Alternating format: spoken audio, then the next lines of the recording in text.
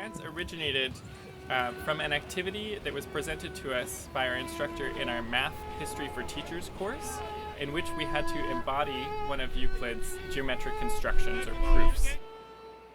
The very first construction involves circles, radii, and an equilateral triangle. And so we thought our arms can be the radii, we can move around in a circle, and with our body being the point, the center of the circle.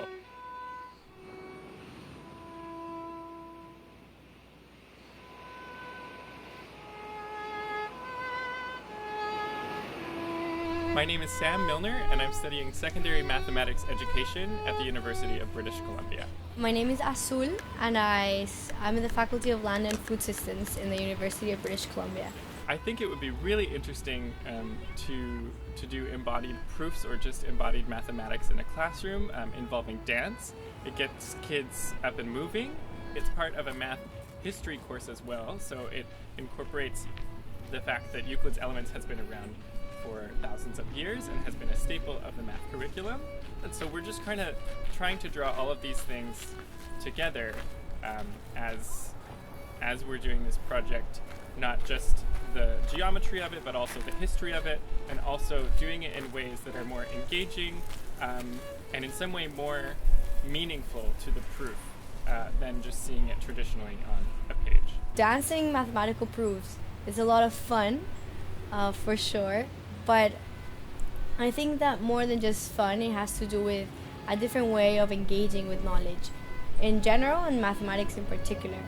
Because I come from the Faculty of Land and Food Systems, I'm very interested in ways in which we can learn through the land and through our bodies. So using things like shells or sticks to draw in the sand, using our bodies as a compass, and even our own axis as points. It's almost like taking math outside of the classroom and into your pocket so you can walk with it everywhere you go.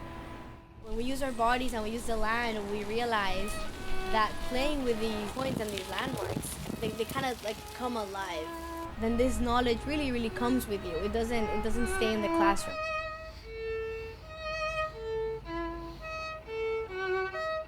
The process of choreographing these dances with Azul transformed the math in my brain. It made me really have to think about which steps you did first in the proof and why, and how we might represent those with our bodies as opposed to drawing on a page. And it really captures the fact that the proof takes up time. When you see it on a page, it's all there at once.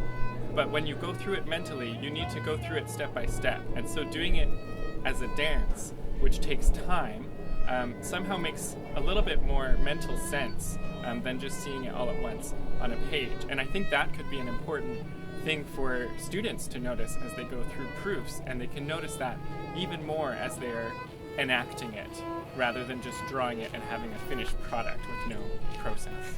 We thought that it was so beautiful that the given things in the problem would be materials, and then the process will be us drawing on the sand. And Sam was talking about the notion that when the tide comes up, the process might be erased, but we will keep the points and we will keep the sticks, which prove, at the end of the day, I would make the proof the proof. So it's kind of poetry into the project, which we thought it was really wonderful.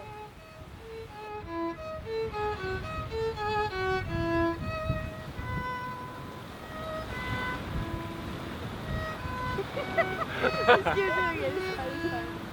Wait,